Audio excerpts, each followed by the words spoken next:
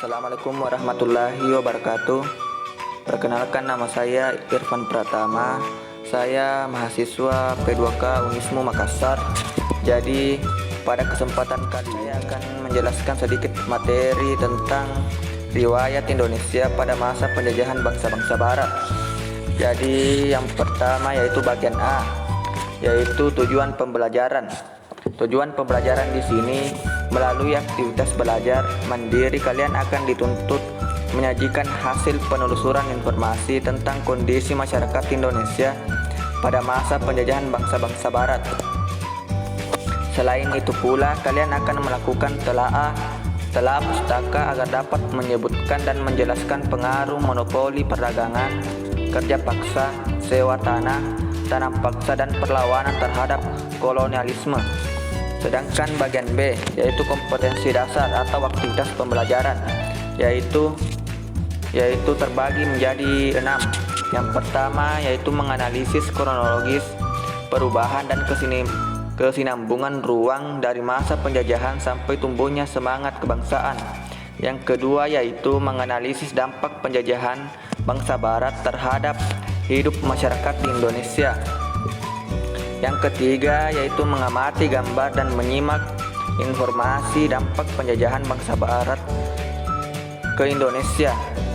Yang keempat yaitu menarik hubungan kebijakan penjajahan bangsa barat dengan wabah pers. Yang kelima yaitu membuat peta konsep dampak kedatangan penjajahan bangsa barat ke Indonesia. Yang keenam yaitu menganalisis dampak penjajahan bangsa barat dengan kedaulatan di Indonesia. Selanjutnya yaitu bagian C, aktivitas pembelajaran. Jadi aktivitas pembelajaran di sini sebelum aktivitas pembelajaran dimulai, terlebih dahulu marilah kita berdoa semoga kegiatan ini menjadi suatu yang bernilai manfaat. Senang sekali mengetahui kalian tetap bersemangat melakukan proses pembelajaran. Selalu bersyukur kepada Tuhan atas segala nikmat yang diberikan. Kemudian jagalah kesehatan mengingat saat ini coronavirus telah mewabah di Indonesia. Kemudian selanjutnya yaitu bagian D yaitu bahan bacaan. Jadi bahan bacaan di sini yaitu terbagi menjadi 3. Yang pertama yaitu tujuan pembentukan VOC. Yaitu tujuan pembentukan VOC terbagi menjadi beberapa. Jadi yang pertama yaitu menghindari persaingan di antara sama perdagangan di Belanda. Yang kedua yaitu memperkuat posisi Belanda dalam bangsa Eropa. Yang ketiga membantu dana pemerintahan di Belanda. Kemudian juga ada pula peraturan yang ditetapkan VOC dalam melaksanakan monopoli perdagangan antara lain, yaitu yang pertama yaitu menyerahkan wajib hasil bumi, yang kedua kewajiban membayar pajak berupa hasil bumi, yang ketiga peraturan tentang jumlah rempah-rempah yang diperoleh ditanam, yang keempat hak VOC untuk menebang dan tanam rempah-rempah, yang kelima yaitu pelayaran untuk mengawasi pelaksanaan VOC. Kemudian yang kedua yaitu kemunduran VOC. Yaitu kemunduran VOC terbagi juga menjadi beberapa bagian. Jadi yang pertama yaitu banyak korupsi yang dilakukan oleh pegawai VOC. Yang kedua yaitu anggaran pegawai terlalu besar. Yang ketiga, biaya perang untuk memadamkan perlawanan rakyat sangat besar. Yang keempat, persaingan dengan kongsi dagang bangsa lain. Yang kelima yaitu utang VOC yang sangat besar. Yang keenam, pemberian dividen kepada pemegang saham.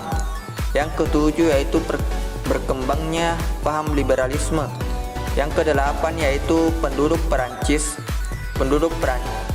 Perancis terhadap Belanda. Jadi sedangkan yang ketiga di sini yaitu kebijakan tanam paksa.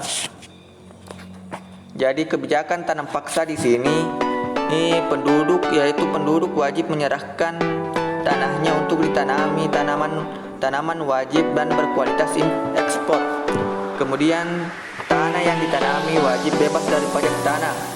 Kemudian waktu yang digunakan untuk mengerjakan tanaman wajib tidak melebihi waktu yang untuk menanam padi. Kemudian apabila harga tanam wajib setelah dijual melebihi besar pajak tanah, kelebihannya dikembalikan kepada penduduk. Kegagalan tanaman wajib bukan kesalahan penduduk, melainkan menjadi tanggung jawab pemerintah Belanda. Penduduk dalam pekerjaan dipimpin oleh penguasa pribumi, sedangkan pegawai Eropa menjadi pengawas, pemungut, dan pengangkut. Penduduk yang tidak memiliki tanah harus melakukan kerja wajib selama 1/5 tahun dan mendapatkan upah dari pemerintahan Belanda. Jadi ada pula kebijakan kerja rodi. Jadi kebijakan kerja rodi adalah sebuah sistem kerja paksa yang diterapkan pada masa pemerintahan kolonial Belanda. Rakyat dipaksa mengerahkan seluruh tenaganya untuk ikut serta dalam membangun proyek infrastruktur untuk kepentingan penjajahan Belanda.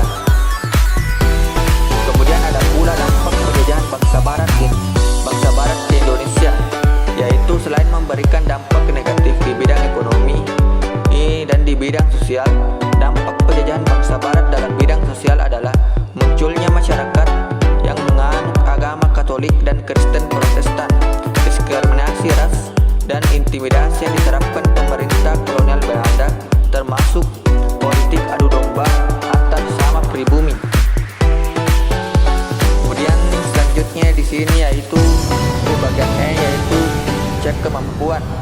Jadi cek kemampuannya di sini yaitu untuk mengukur pemahaman kalian. Jadi yang pertama yaitu tuliskan 3 kebijakan penjajahan bangsa Barat ke Indonesia. Yang kedua, tuliskan dampak kebijakan penjajahan bangsa Barat ke Indonesia